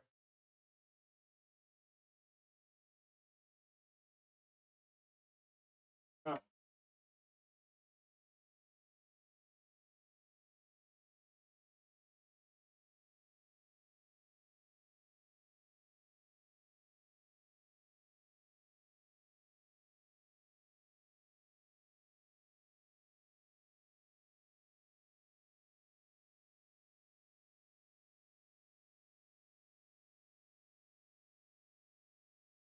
All right, man. Damn, damn. ES, the Bears are dead. They're dead. They're dead. All right, yeah, I would have got all my targets hit. I would have got them. Well, I think I would have still been in this one. I would have been in one more. Trying to be cute on that entry. This thing was at, yeah, I had my obviously. So I got missed by like Actually, no, I didn't. I think I put this one up as it was going up. So trying to be cute.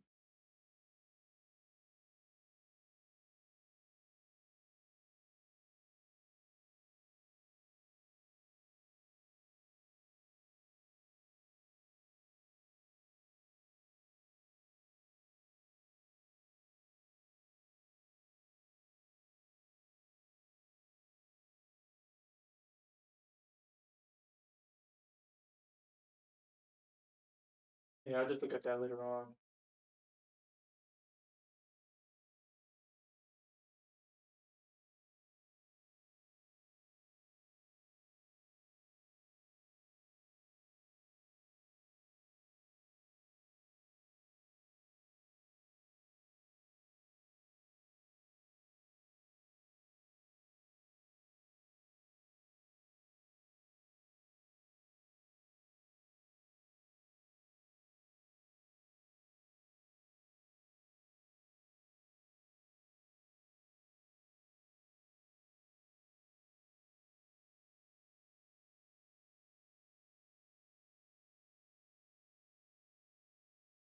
Yeah, look at that.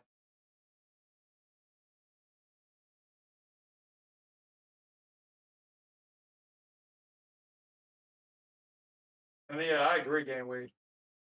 I agree. I agree, man. I agree. I kind of wish that the Bulls had this much energy earlier in the session to hit my targets and then dump. I wish they had that energy then. That would have been nice. It's like we had this move up. So, I mean, I caught the move up early in the session. I have three runners. And unfortunately, I only got, what, 10 points out of that move. I think I was up. I mean, I was up at one point, 100 and something points. I let it run, hoping that the Bears was going to hold or at least keep me in the position. They stopped me out. Good thing I noticed that the market was trying to short here the first time. Took a small loss. Tried to be cute right here for the entry and missed the whole thing entirely. Tried to be cute on the entry with the ES, missed the whole freaking thing entirely. And it hurts when you miss a trade on the ES. I mean, I feel like when I miss a trade on the ES, it hurts more. It hurts. I don't know why. It just hurts. So I mean, depending on this, man, the Bulls, we might see a pullback right here, but 760, 769, 770, somewhere in this range right here, you could see a bounce. If we do pull back, and the Bulls might come back in here and try to buy it and try to get back in. But obviously the Nasdaq, I mean, well, we'll see.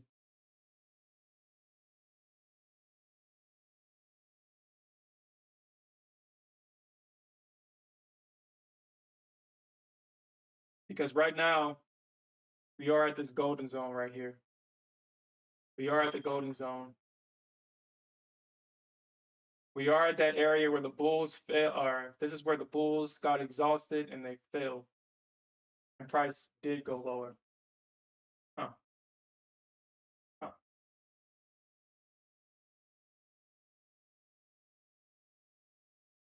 Could we see a drop here? Could we see a drop here? That's the question. Could we see a drop? Could we see a drop?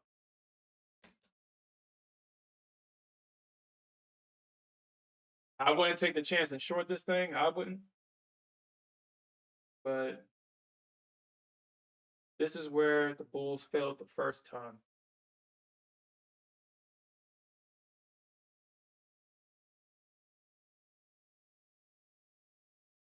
Obviously, the market hasn't set itself up to go short. If the market plans to go short at this previous failure, It hasn't set itself up yet.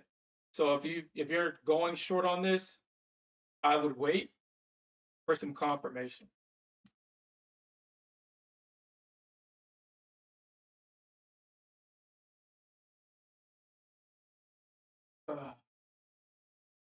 Somebody says he told him about them opinions. Hey, that's all they are. Not financial advice. It's just my opinions. It is just my opinions. But like I said, I would have to see some confirmation from this. I'd have to see some confirmation. What I want to see is I want to see a break, them coming back up here and using this as resistance. It's too bullish to short without confirmation. It's too bullish to short.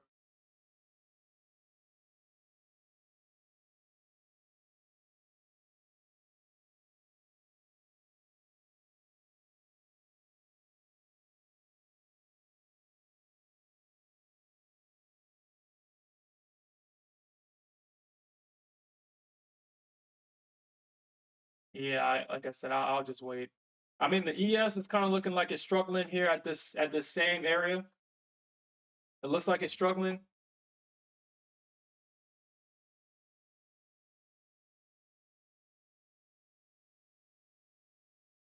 But that's too bullish to short. You would have to have some balls of steel to short this after the Bears failed so miserably on multiple occasions to knock price down.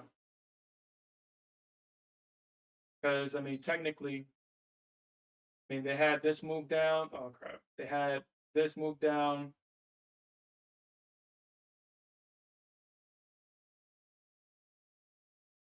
This moved right back up into an area of resistance. They knocked it down, and then they bought it right back up.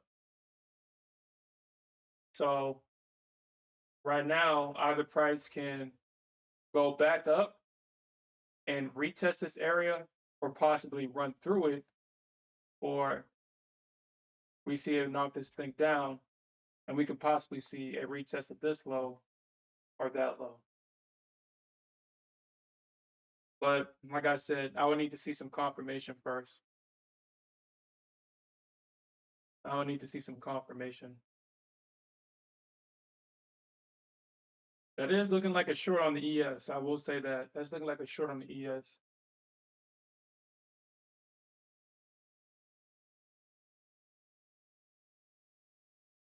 That's kind of looking like a short on the Nasdaq. That's looking like a short.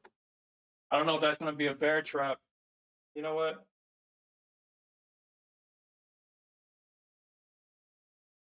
It's looking like a short.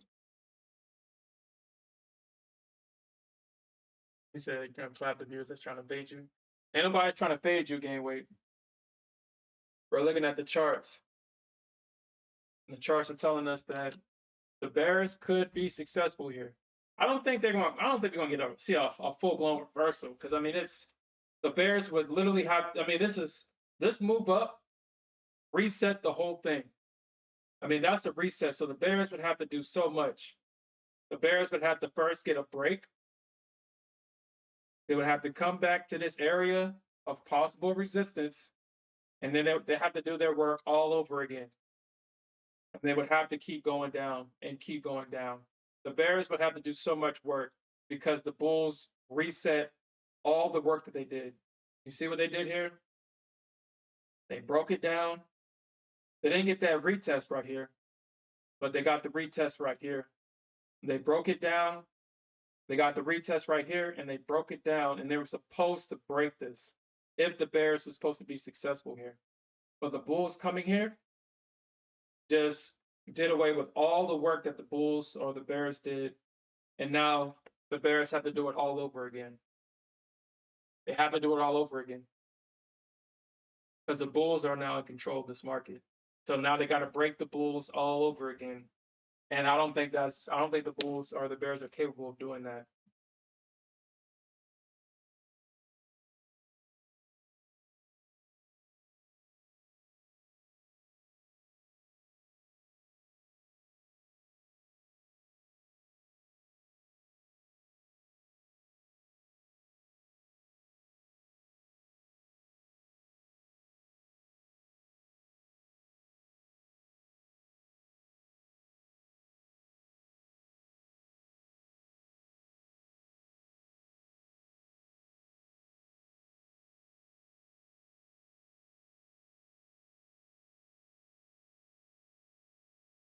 Yeah, because they was using this area as resistance.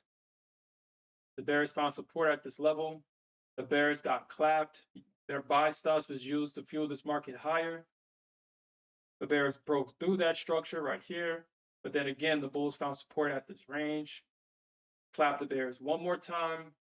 And then the bears is like, we're not going to take it no more. So they came in. They put their kids' college funds into this. They said, nah, we're not going to get clapped again. You're not going to diddy him. The bears think they're tired of getting diddy. They're tired of getting the diddler. They're tired of it. And so they finally knocked price down, and it was able to start knocking it down. And then the bulls came in right here, man, at this area of support, right here at this double bottom. And honestly, I don't know why I didn't trust this double bottom initially. I should have trusted it more. I should at least try. I should at least try this double bottom. At least. I mean, the double bottom is definitely a good area to at least try. I should have tried. I mean, obviously in hindsight, I should have tried at this double bottom.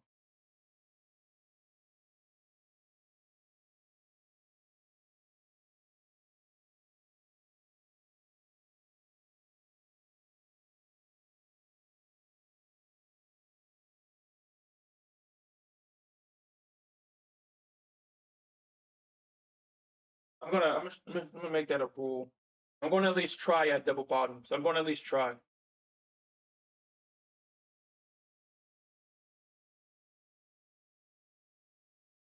Because double bottoms work. I mean, in my mind, for some reason, I'm thinking that sometimes double bottoms don't work, but for the most part, double bottoms work. Or at least it's a good risk to reward trade. I mean, if I didn't believe in this double bottom, I could have had my stop underneath this area right here. I think that's probably where I would have had my stop at anyway. You actually do the math, like a 50-point stop at 950.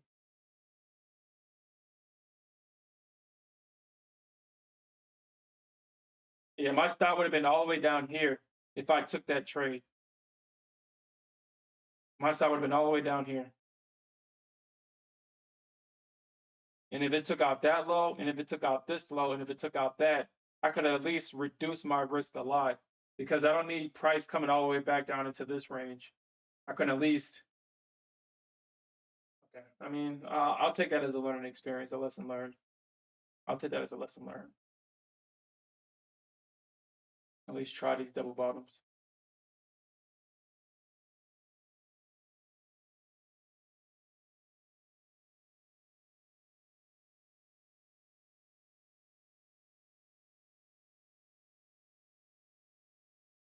Okay, well,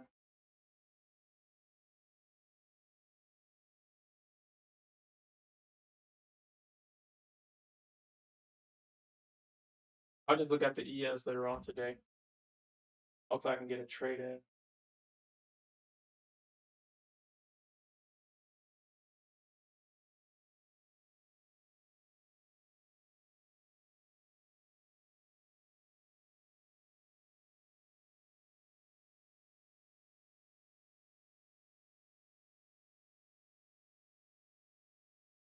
That'd be dangerous though if I would have took that trade though. I mean, why would you want to take that trade all the way up there? Just be patient and wait for it.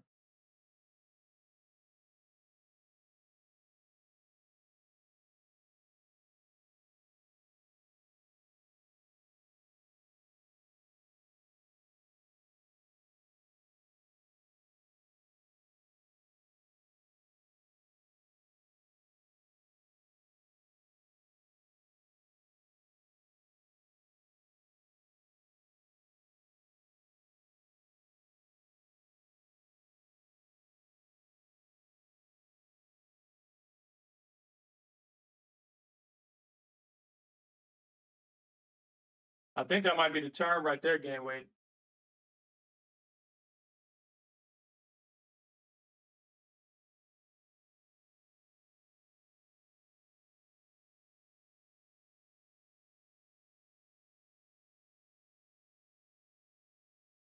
Let's see what they do. Because the ES is looking like it's about to.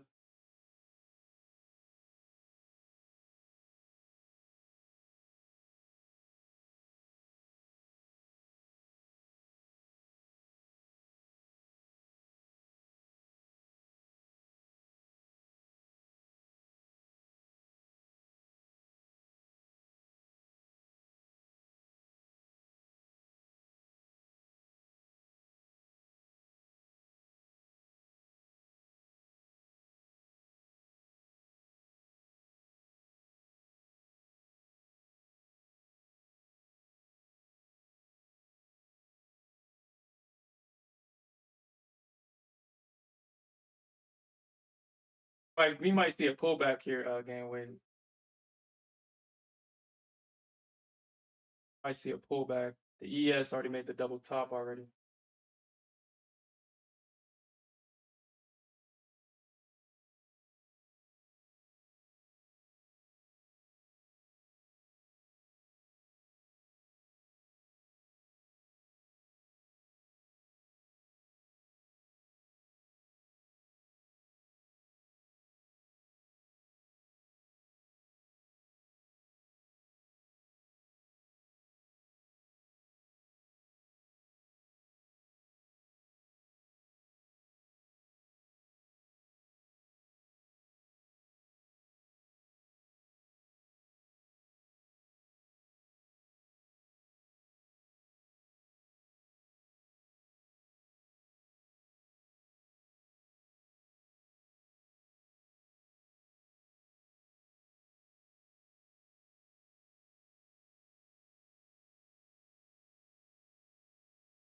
You buying your nails on this one?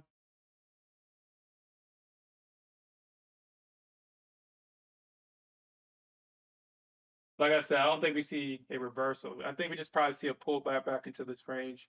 And then the bulls will definitely, I mean, I'm pretty sure that there's buyers just resting here, ready to buy this damn thing in this area right here. I'm pretty sure there is, if we do see that pullback.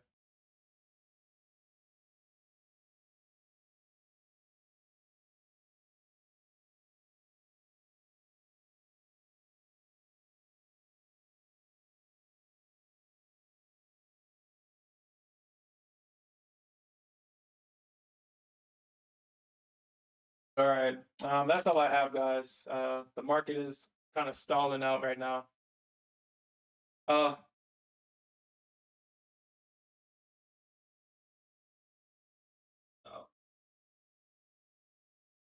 I'll definitely be looking at the market around like 1 o'clock this afternoon for any follow-up opportunities. See what happens. That after lunch, when everybody comes back from lunch, that's usually when the market starts to move again and it starts to set itself up for the overnight session. So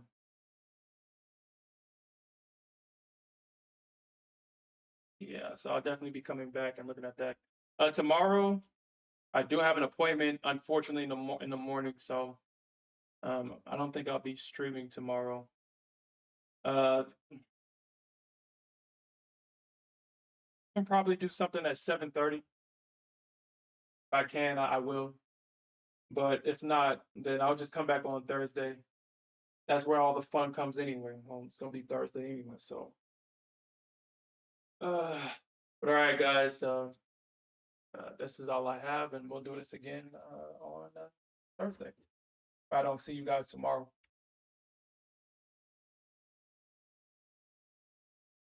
Okay. And with that said,